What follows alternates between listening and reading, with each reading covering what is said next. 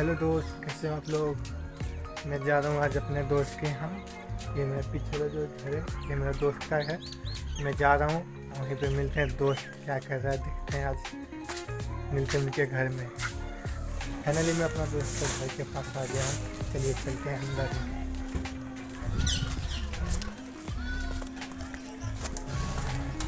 अंधेरा बहुत ज़्यादा है, अंदर में लाइट है।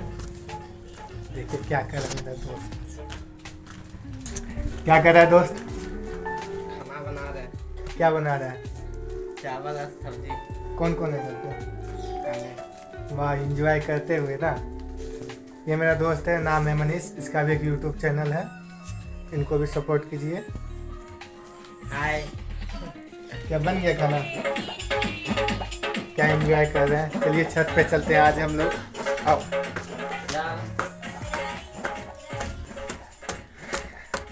आप लोग